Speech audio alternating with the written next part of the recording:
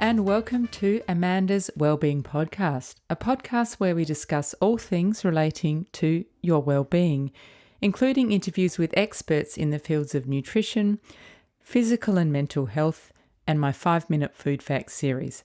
I'm Amanda Hayes, your host and nutritionist with a passion for well-being. Before I introduce today's guest, I will take a moment to let you know that you can subscribe to my podcast on YouTube.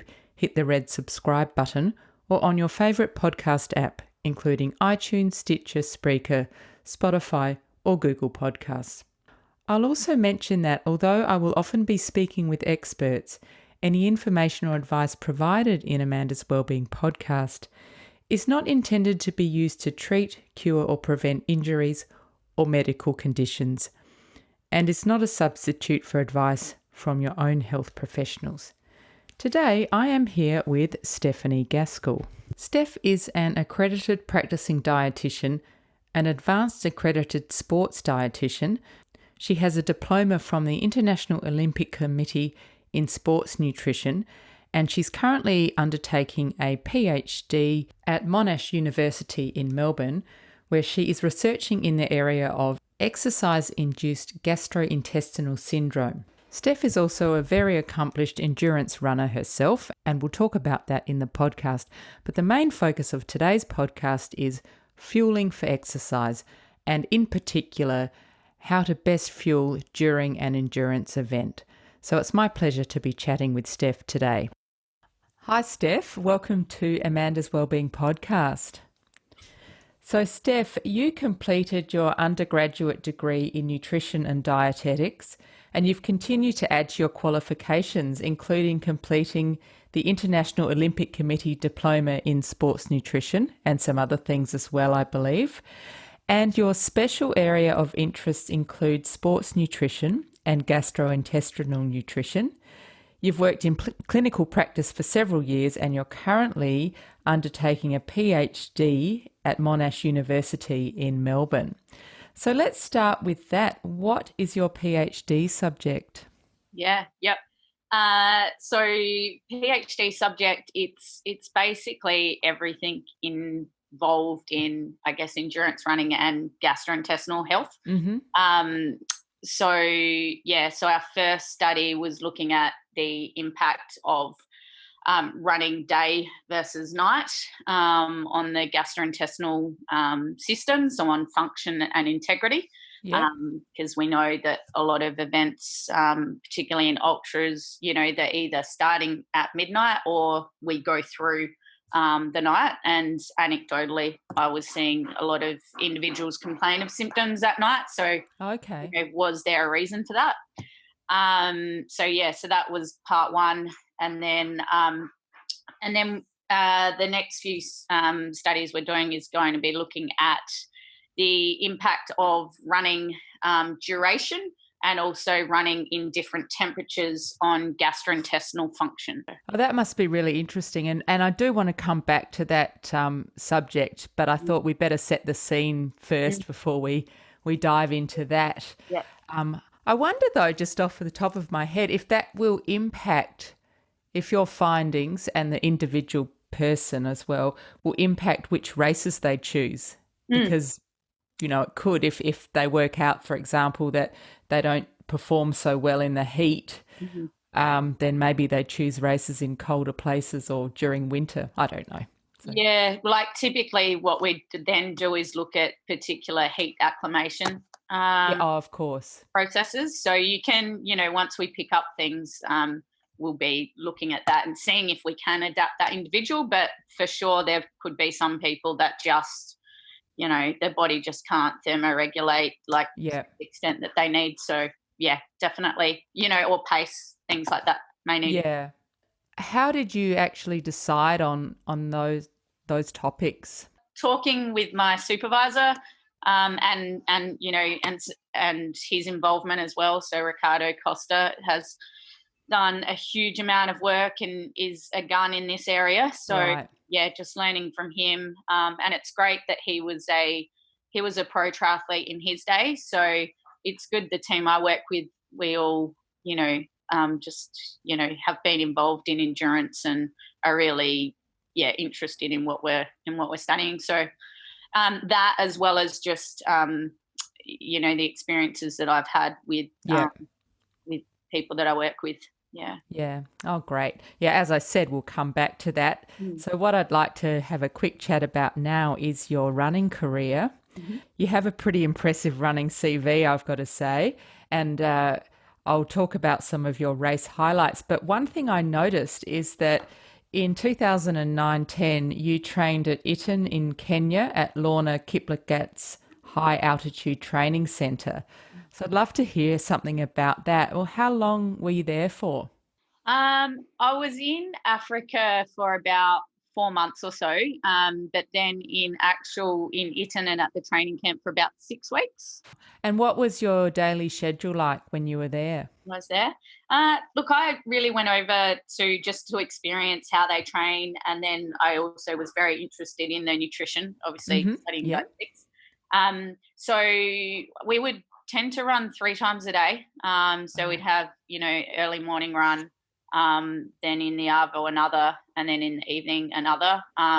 So sometimes, one of those runs would, be either hill reps or, some speed work. And I mean, there was no real structure to my training as such, because I was really just wanting to delve into whatever they dragged me into. Yep. Yeah. Yep. Did you notice any improvements in your running?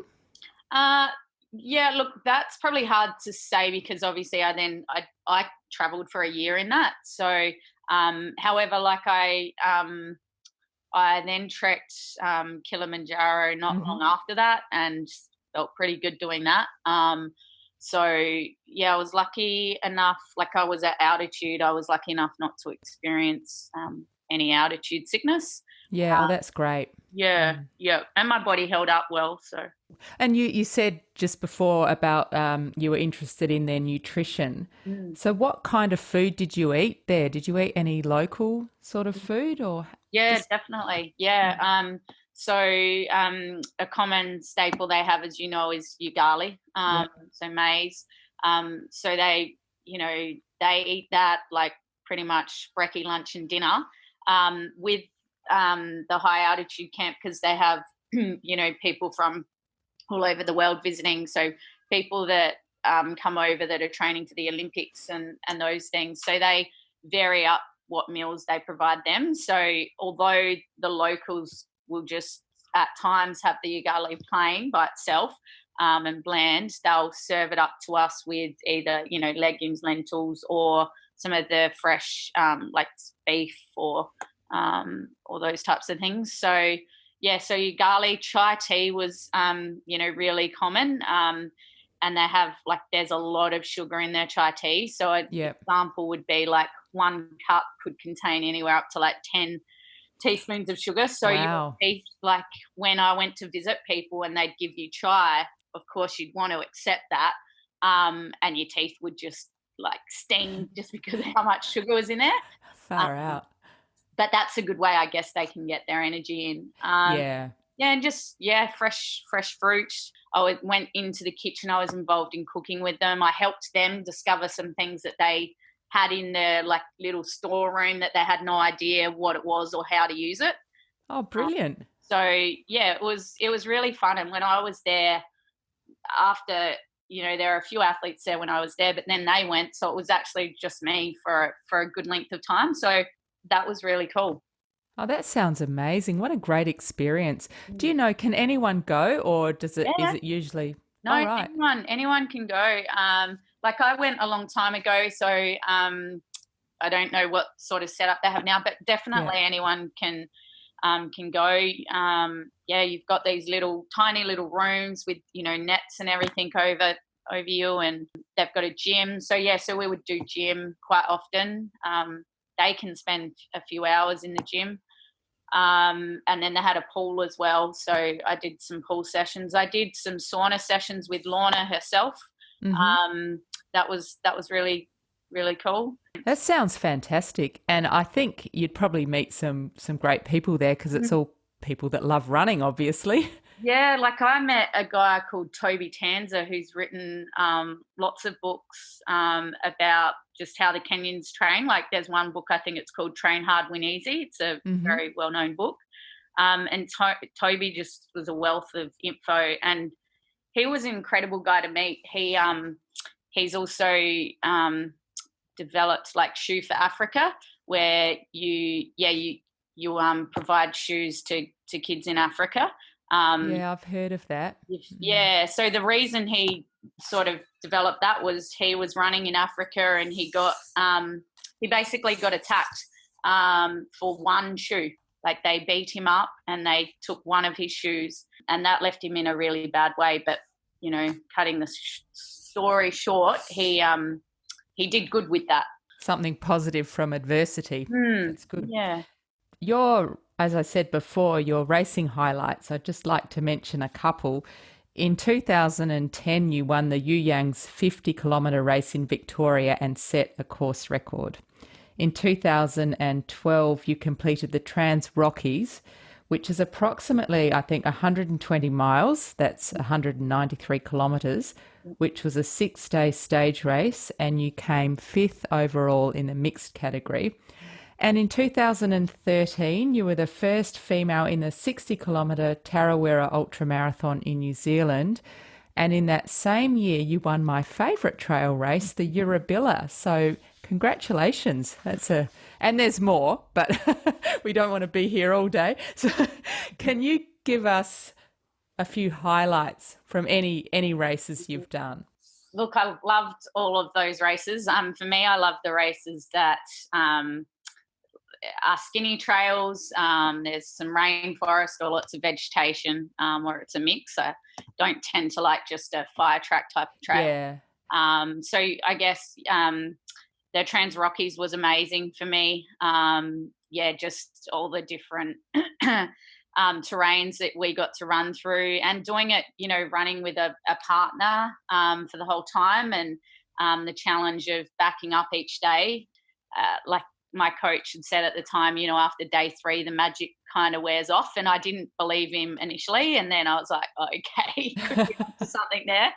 But yeah, and just meeting great people, you know, that was a fantastic experience, because you finish the event, you then jump into the lake, and then they cater, like it's all gourmet food, and then each night they show you the stages, and they have, you know, like filming of the stages and stuff. So that was a highlight. Eurobilla, of course, I love. I love the people involved in it. So it's just great to see everyone, you know, and it was where I would train a lot. And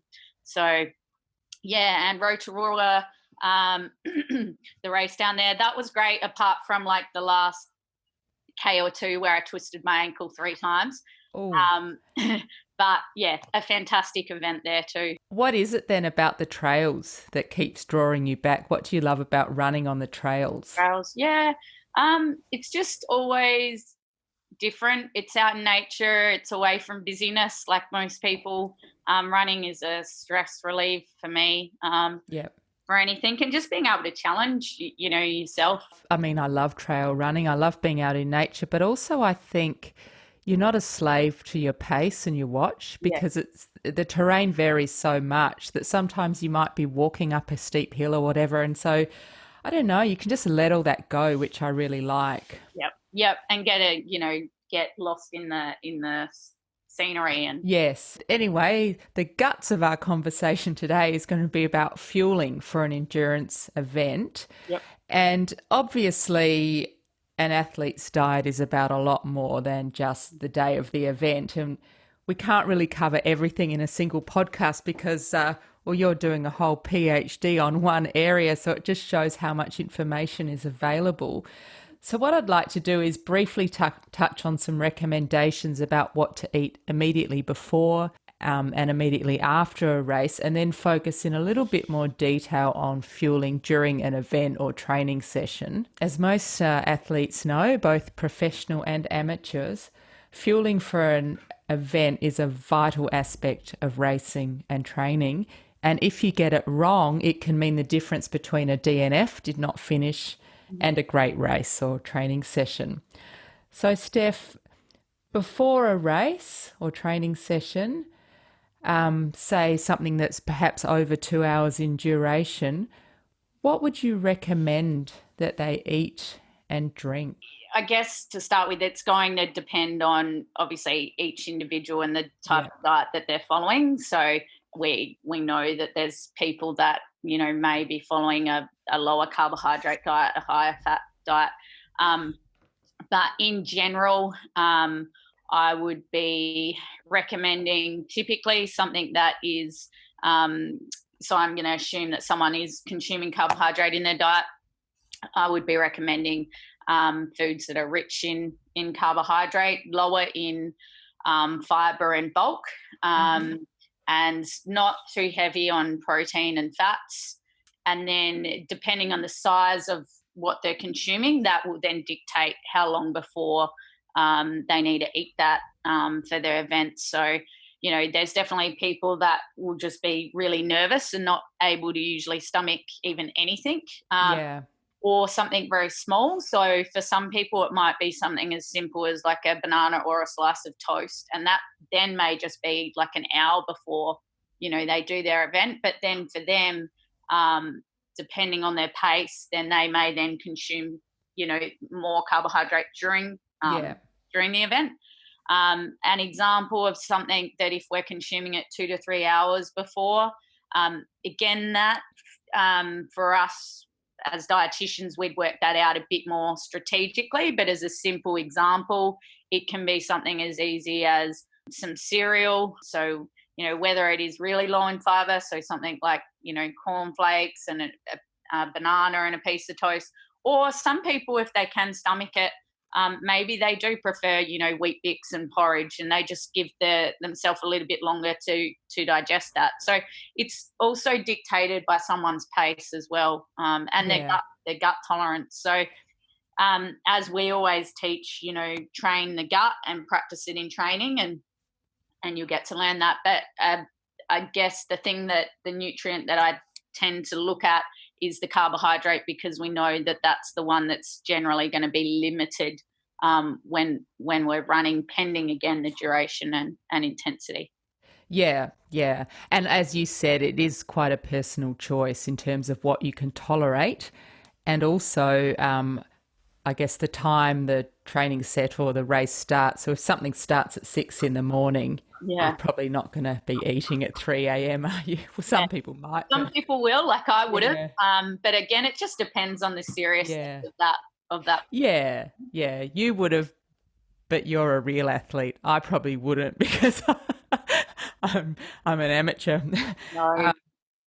So you mentioned before the focus on carbohydrate, and as you say, some people limit their carbs or they have different diets, but I guess if we just sort of focus on someone who is eating a sort of a general diet, carbohydrates have been given a bad rap, but I think for most endurance athletes, they are your friend. And I guess it's important to understand why that is.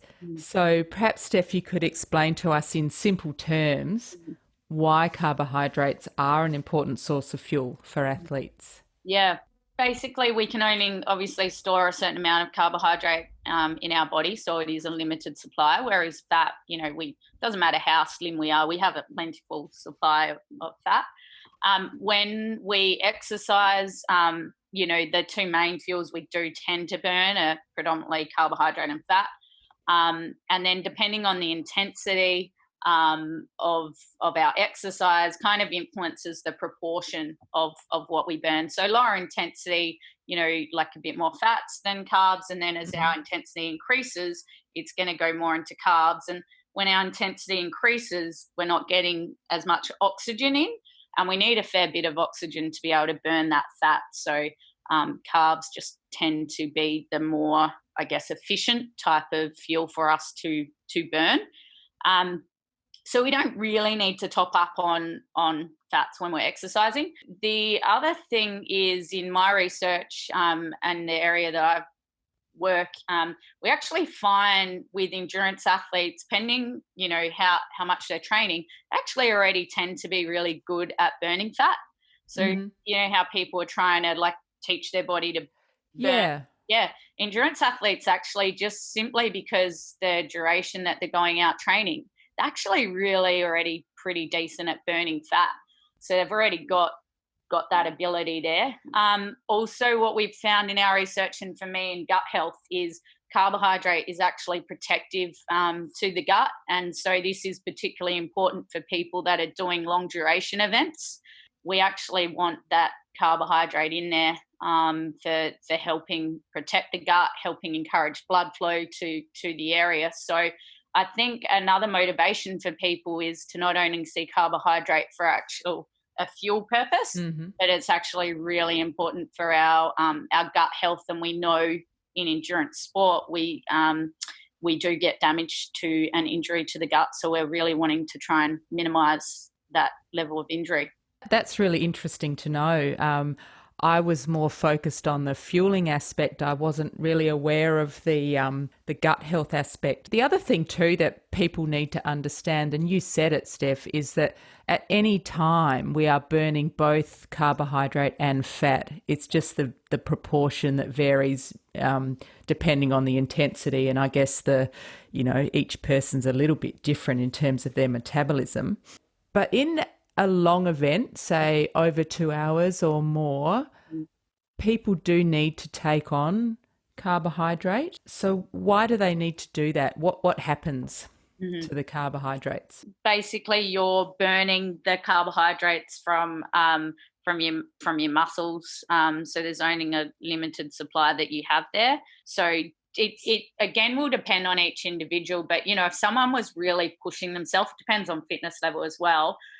You typically hear, how you hear people saying, oh, they've hit the wall, let's say in a marathon. So that might be, for an elite runner, that could actually be within 60 minutes or so for them if they didn't fuel. For recreational, it could be like anywhere from potentially 90 minutes to 2 hours or more. So if we didn't fuel, like basically what would happen is we'd just deplete that supply of carbohydrate. We'd have to just lower our intensity. Because then, we'd be burning primarily the fats. So we need to supply what we say is an exogenous supply of carbohydrate. We need to top up our body with that carbohydrate. And the thing that a lot of people do, and like even, I do it myself just stupidly, is we fuel too late. Because, we think because what happens when we take on board the carbohydrate, whether it be a gel, a lolly, or some food, we feel good, and we feel good because it gives us that brain effect. But from a fuel perspective, again, it's kind of varied, but it could take anywhere from maybe 45 to 60 minutes for that carbohydrate actually to get to the muscles and to be burned as fuel. So I always say to people, you're much better to take in things earlier and then back it off later. I totally agree. I think when I'm doing a long race like the Eurobilla, I do it by my watch because you never actually feel like it. You think, I'm still feeling good. I don't need a gel or whatever you're taking.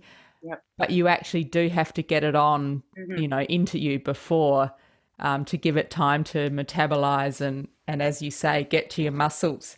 So in terms of fueling during the event, there are several different options. Quite a popular one in the endurance world are sports gels. And one of the things about them is they're often comprised of a mixed source of carbohydrates, so glucose and fructose. So why is that? What's the reason for that? So the reason is basically with the carbs, the different carb types is we process them differently. And so we think that we can only process, glucose and maltodextrin, so the glucose-based carbs at a particular rate. So we think there might be a ceiling of about 60 to 70 grams of that per hour. So if you're an individual and we're looking to get in more than that per hour, then we need another supply of carbohydrate, so a different carbohydrate type. And fructose uses a different type of transport mechanism in our gut. So then we're able to potentially absorb and oxidize more carbohydrate. And the thought is that if we can burn through more carbohydrate, that potentially can lead to better performance because we'll be processing more energy. It's still a bit questionable, actually, in running, just because we might be able to absorb it. Can we oxidize it all? And how well is that tolerated by a runner? A lot of the research has been done in cyclists who we know don't experience the gut discomfort as much as what we do.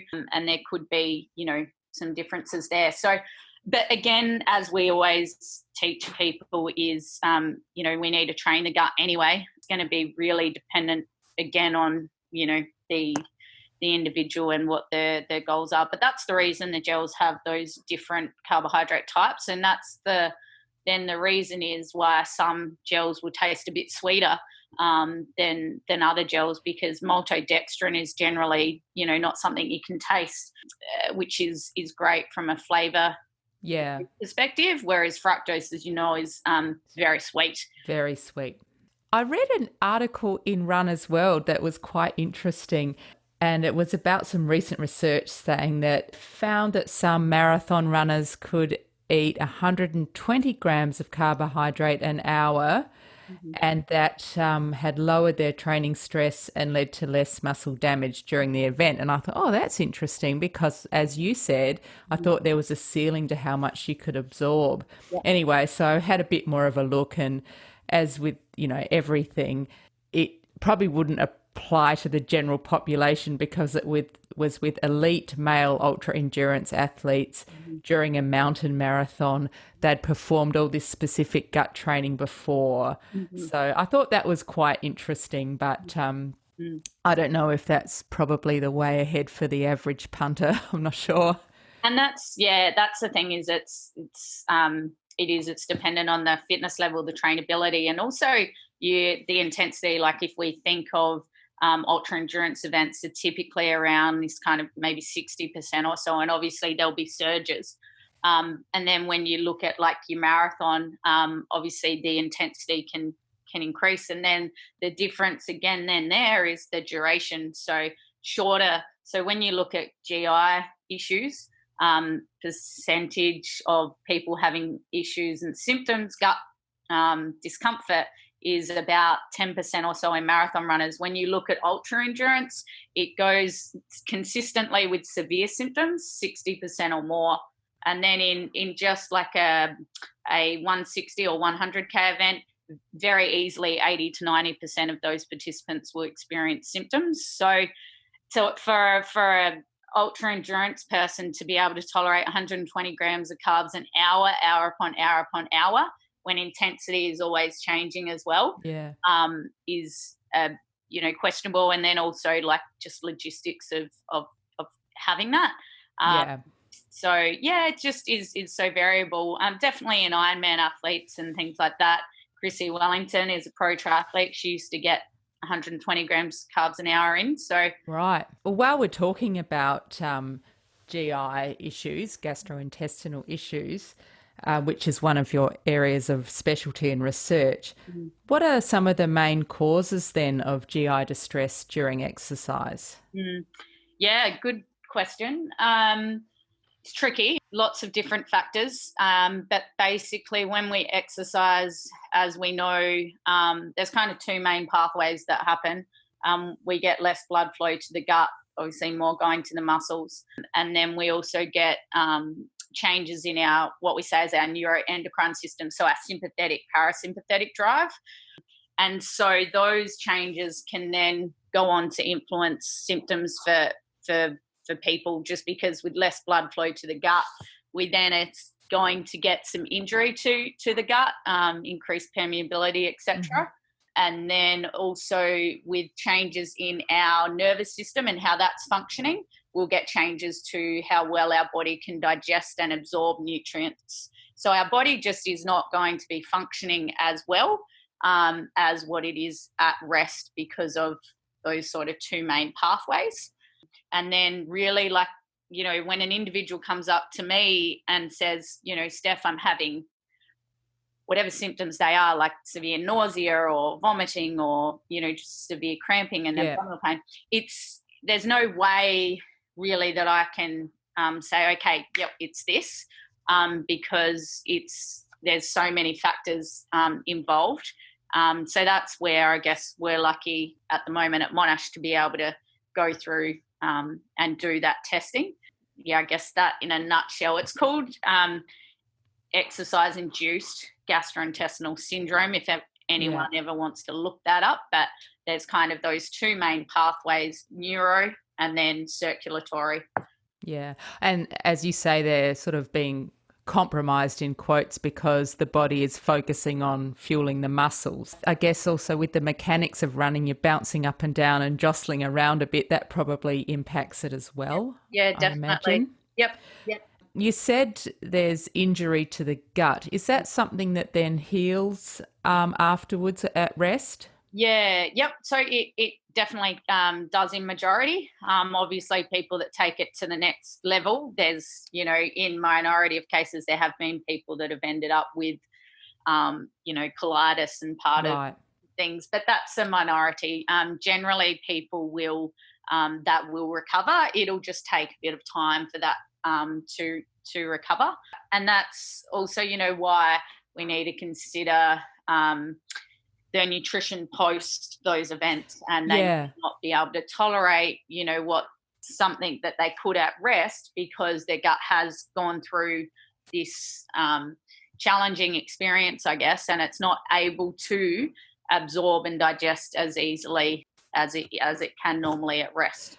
So that's a good point then to talk about some recommendations of what to eat after an event, because you've got to obviously take into account the state of your gut that you've just said, plus you need to get some energy back into your body so the body can, start to heal itself and recover.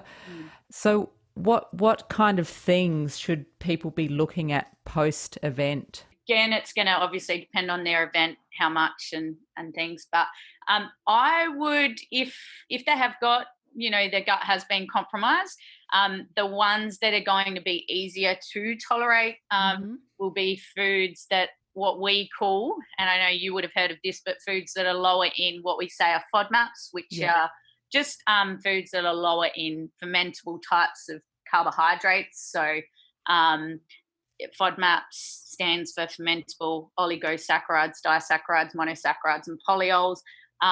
Certain foods are high, like onion, garlic, I won't go through all of that. But choosing foods that are lower in those carbohydrates, carbohydrate rich, generally lower in fiber, lower in bulk, again, just because it's going to be easier on the gut to tolerate.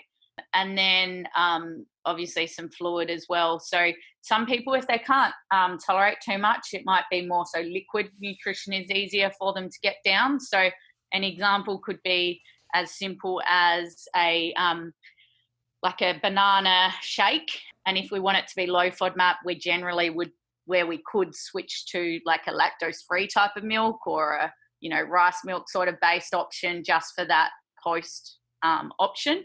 I'd try and get the dairy in though, because we know, so the lactose-free milk option, because we know that's good for the gut and immune system as well. We've done some research in that just recently. Isabella in our group has. It could be, if people can tolerate it, can be as simple as like a wrap, like a wrap with a banana or a muesli bar. But if they can't, then just see if they can get something in small. So it might just be something like a banana or a piece of bread, and then just wait until they can tolerate it. Because, there's no point in trying to force something in if you just can't get it in. And if it makes you feel worse. Exactly. And I try and do, like, if they're not feeling too well, then just do small bits throughout, rather than I wouldn't try and get myself to sit down to this large meal if it's my body, if I'm just not feeling great, because that's a lot for our gut to digest. So initially just real easy stuff. And what about protein? Because when we do most forms of exercise, actually, part of it is you're causing little, stresses to the muscles, and protein is something that is needed to help repair that. So what would you recommend? Definitely protein's great. So, I mean, that banana smoothie is an example of where you can get that protein in, like milk and, say, yogurt and stuff. So if people are meat eaters, then some of that, eggs. I'd always try and go for food first where I can in terms of options, just because, as we know, we get so much other nutrients from that. But then if people just can't tolerate it, or it's a convenience thing, then of course they may prefer to use something like a protein carbohydrate supplement. But we'd always then not want to overuse that. But it's a perfectly fine option for those times where we just you struggle to get stuff in. You need to get something easily in. Or another thing that can be useful about that is the logistics. Sometimes with trail running races, you might, be stuck out somewhere in a paddock, somewhere in the bush, and, you can't really access much food. So you can take some kind of protein shake or something with you. Exactly. Yeah. And people can make that themselves too, right? They can do that really easily. Skim milk powder and some maltodextrin, put in their own flavor. So, people worried about expense and those types of things, it's something that they could make at probably a reduced cost. Since we're talking about endurance running, this is an opportune moment to let you know that on my website, I have a books page where I recommend Wellbeing books. There you can read my review and purchase the books. I'll put a link in the show notes. Check out my review of The Rise of the Ultra Runners, A Journey to the Edge of Human Endurance by Adharanand Finn. Finn immerses himself in the sport of ultra running. It's a riveting read, plus a real insight into that world. The back blurb on the book says, through encounters with the sport's many colourful characters and his experiences of its soaring highs and crushing lows, Finn offers an unforgettable insight into what can be found at the boundaries of human endeavour. I couldn't put it better myself. I really, really enjoyed this book. So we've touched on protein. What about fat? Is there a need to eat fats? Yeah, definitely. Like in our overall diet, for sure. We know fats are good for so many things, for cardiovascular health, for joint health. Ideally choosing, the fats that we get from avocados, seeds, nuts, grains, where we can, fish, etc., is the ideal.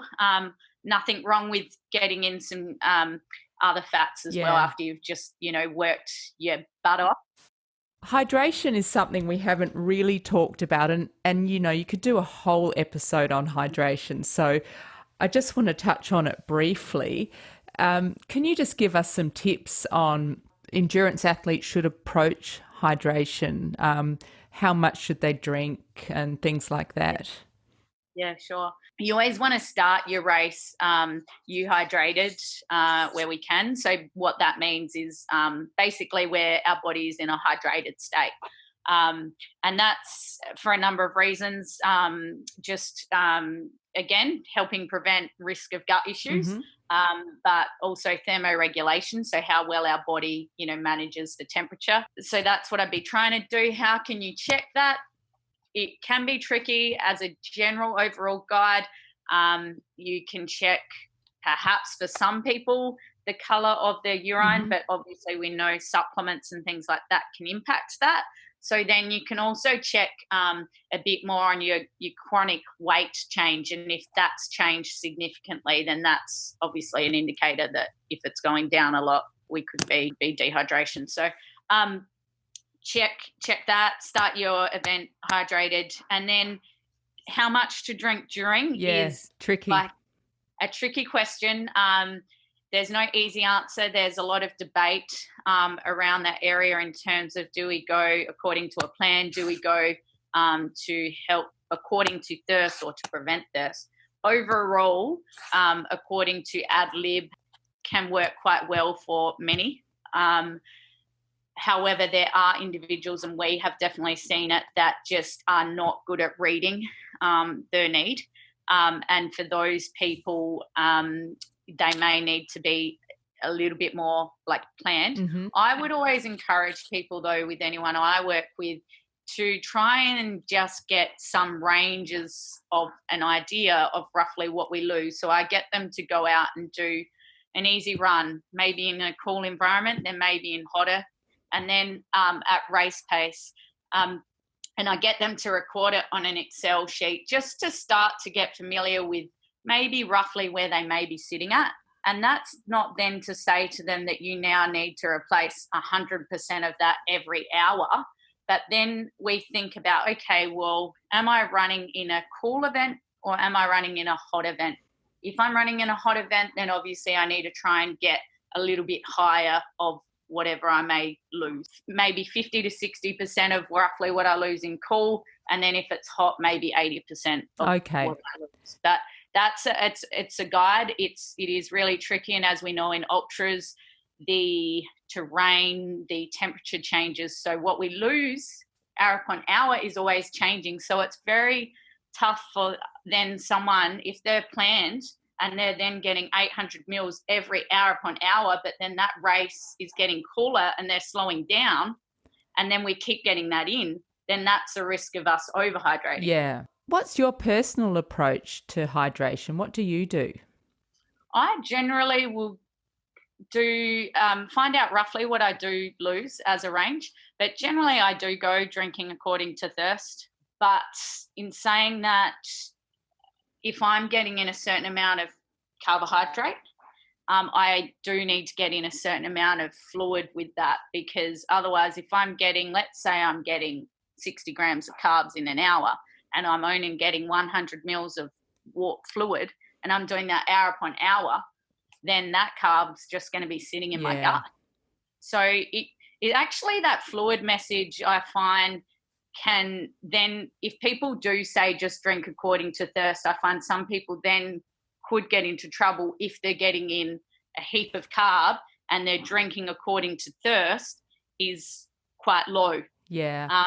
Yeah. I think what's coming through loud and clear is that you really need to practice it, don't you? You need to practice it. You need to think about what you're getting in carb-wise per hour, and then just know that it can vary. I think our body's usually generally pretty good at.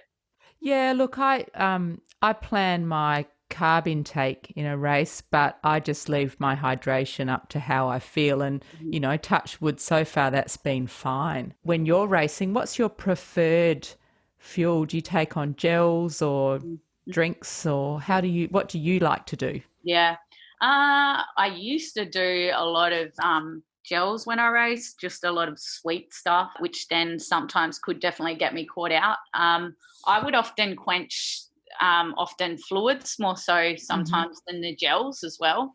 So I then did a bit more of a mix of carbohydrate based, liquids, and then I would do some gels, but then I started to get into the solids, particularly for the longer racing. Yeah. So if I was doing like a 50K race, then I'd just keep it real simple, like gels or lollies and drink, because I'd going at a faster pace and things. But a 100K event where we know flavour fatigue is much more common, I tend to put in things like some ginger options just to help with flavour fatigue and nausea.